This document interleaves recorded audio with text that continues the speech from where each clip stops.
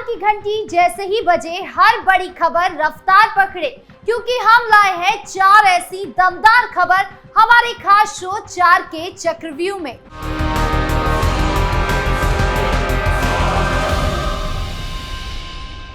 इक्यावन हजार की शोभा, जाति कार्ड की फरोशा, धर्म युद्ध बना पीडीए, वोट बैंक बटोरी धोखा। नमस्कार, कैपिटल टीवी उत्तर प्रदेश पर 4 का चक्रव्यूह देख रहे हैं आप। आज 4 के चक्रव्यूह में सबसे बड़ी खबर आपको बता दें, कथावाचक देवकीनंदन ठाकुर से जुड़ी है, जिनको जान से मारने की धमकी मिली है। बताएंगे आपको पूरा मामला। फिर बात होगी अखिलेश यादव के विधायक की, जो कोर्ट से ही भाग गए हैं।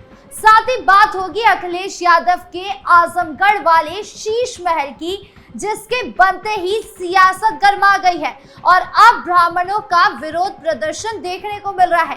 बताएंगे आपको पूरा मामला और आखिर में बात होगी मुजफ्फरनगर से छिड़ी सियासी धर्म युद्ध की, जिसको लेकर अब कई सवाल उठने लगे हैं। तो क्या कुछ चल रहा है मुजफ्फरनगर में, बताएंगे आपको विस्तार से। तो चलिए शुरू करते हैं 4 का चक्रव्यूह।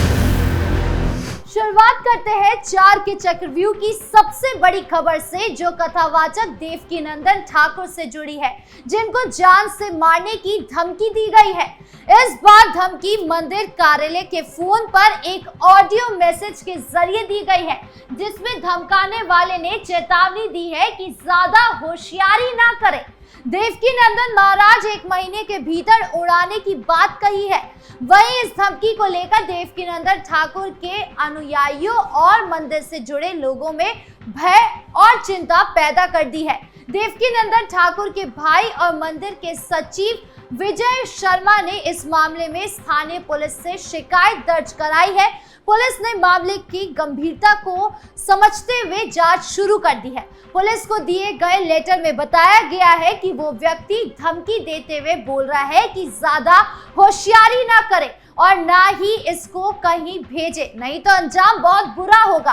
बता दें कि इस तरह जान से मारने की धमकियां पहले भी कई बार महाराज को मिल चुकी है, जिसकी शिकायत कई बार की भी गई है। पहले भी एक बार उनकी गाड़ी पर हमला हो चुका है। इस तरह की धमकियों से कभी अनुयायियों एवं परिवार में भय का माहौल बना रहता है। लेटर में कहा गया है कि कथावाचक की जान की रक्षा की जाए, उनको सुरक्षा दी जाए और इस धमकी को गंभीरता से लिया जाए।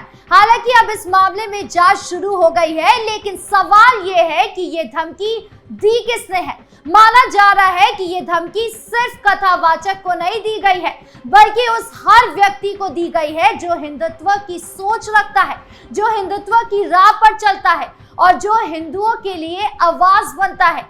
ऐसे कई मामले हैं जिसमें अक्सर हिंदुत्व की राह पर चलने वाले लोगों को धमकी मिली है और उन्हें धमकी देने वाले कट्टरपंथी ही निकलते हैं, जो दूसरे की आस्था को बर्दाश्त नहीं करते।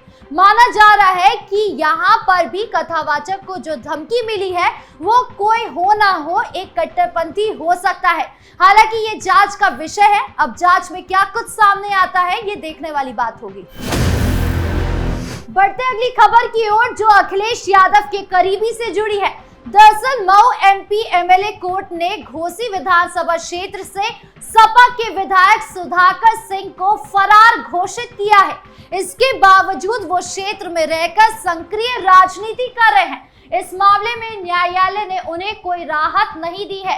हालांकि 10 जुलाई को उनकी निगरानी याचिका पर सुनवाई होगी। बता दें कि विधायक ने प्रदर्शन के दौरान तोड़फोड़ की, साथ ही अधिकारियों के साथ दुर्व्यवहार किया था, जिसके बाद उन पर कई धाराओं में केस दर्ज किया गया है। विधायक के अधिवक्ता वीरेंद्र बहादुर पाल ने बताया कि 1986 में बतौर छात्र नेता सुधाकर सिंह पर एक मुकदमा दर्ज कराया गया था, जिसमें वो जमानत पर चल रहे थे।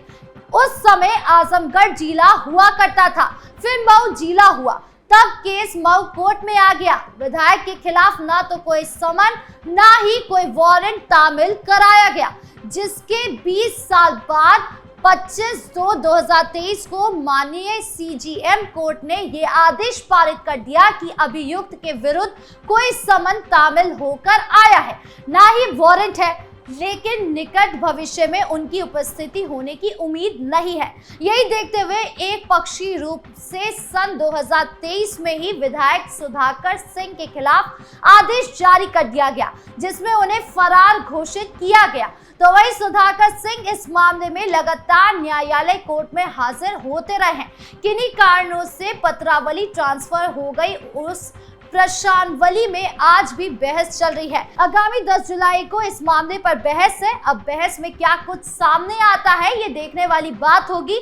पर अगर समाजवादी पार्टी की बात करें तो पूरी पार्टी में ही भ्रष्टाचार भरा हुआ है।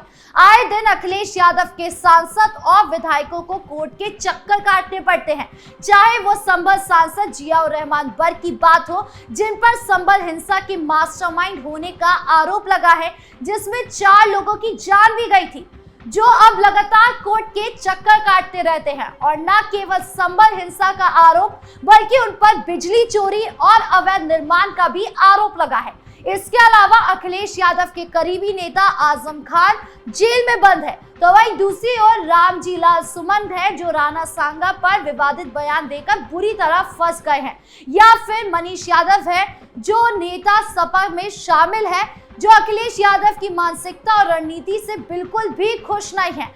और अब ये विधायक, जिन पर मुकदमा तो कई सालों से चल रहा था, अब कोर्ट से भागने का भी आरोप लगा है। इन्हीं सब बातों से अंदाजा लगाया जा सकता है कि अखिलेश यादव की पार्टी में किस तरह आंख बंद करके किसी को भी टिकट दे दिया जाता है। ये लोग विकास की बात इसलिए नहीं कर पाते हैं क्योंकि खुद ही कोर्ट कचहरी के चक्कर में उलझे रहते हैं।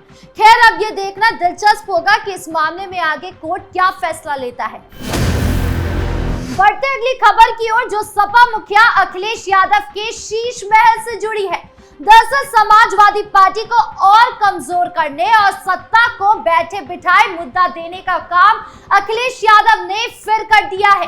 दरअसल अखिलेश यादव ने आजमगढ़ में अपना शीश महल बनवाया है, बिल्कुल वैसा ही जैसा दिल्ली के पूर्व मुख्यमंत्री और आम आदमी पार्टी के मुखिया अरविंद केजरीवाल ने बनवाया था।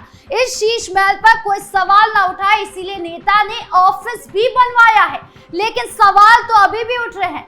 जो नेता पानी पी पी कर सत्ता पक्ष को गरीबी, रोजगारी, पिछड़ा, दलित, अल्पसंख्यक के नाम पर गरियाता था, आज वो खुद ही अपनी जगह पर जगह जाकर शीश महल खड़ा कर रहा है। अखिलेश यादव का कहना है कि आजमगढ़ में आवास इसलिए बनवाया है ताकि अपनी जीती सीट को और मजबूत कर सके, लेकिन तस्वीर कुछ और कह रही है। अखिलेश यादव ने यादव कथावाचक मामले में ब्राह्मण को नाराज करके अपना जो घर बनवाया है, उससे ब्राह्मण समाज अखिलेश पर टूट पड़ा है। दरअसल ब्राह्मण समाज के लोगों ने अखिल भारतीय ब्राह्मण सभा और विश्व हिंदू महासंघ के आह्वान पर जिले के अलग अलग स्थानों पर अपने घरों में काला झंडा लगाकर विरोध जताया है।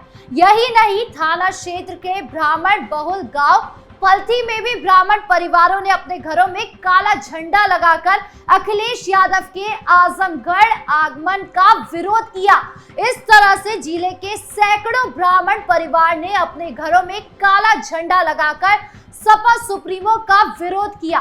ब्राह्मण समाज के लोगों का कहना है कि इटावा की घटना दुर्भाग्यपूर्ण है।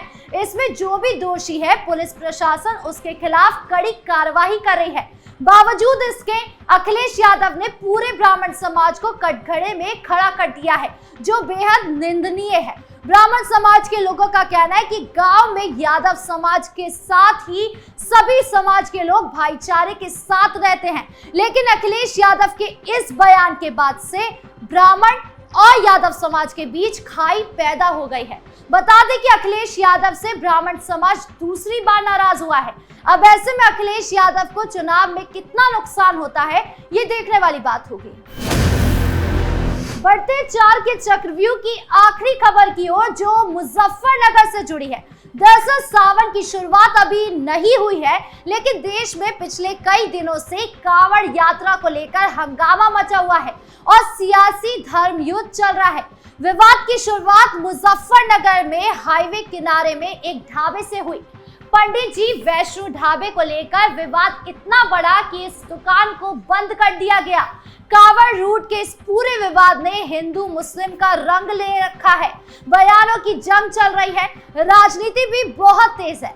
ऐसे में दो सवाल सबके सामने उठ रहे हैं। पहला सवाल तो ये है कि कैसे कोई व्यक्ति कानून से ऊपर उठकर धर्म का ठेकेदार बन सकता है, और दूसरा सवाल ये है कि किसी को भी अपनी पहचान छिपाने की जरूरत क्यों है। इन्हीं दो सवालों के बीच कांवड़ यात्रा का पूरा बवाल है, और यही नहीं, बवाल का कारण ये भी है कि कांवड़ियों का धर्म भ्रष्ट होता है। धर्म भ्रष्ट की बात इसलिए हो रही है क्योंकि इस रूट के ढाबों का अतीत बहुत अच्छा नहीं रहा है। पिछले कुछ महीने में कभी रोटी में थूक तो कभी पानी में थूक की तस्वीरें आती रही हैं। अभी जिस दिन पैंट उतारने के आरोप का विवाद सामने आया, उससे एक दिन पहले यानी 27 जून को ही इस मुजफ्फरनगर के एक ढाबे से शहनवाज नाम के एक शख्स को गिरफ्तार किया गया, जो रोटी पर थूक लगाता था, कैमरे में कैद हो गया था। इन्हीं लोगों की वजह से कांवड़ के इस पावन मौके पर सरकार की तरफ से ये कहा गया था कि दुकानदारों को अपनी दुकान पर नेम प्लेट लगानी होगी, पहचान नहीं छिपानी होगी। अब ये मामला क्या रुख लेता है, ये देखने वाली बात होगी। बहरहाल 4 के चक्रव्यूह में इतना ही। नमस्कार।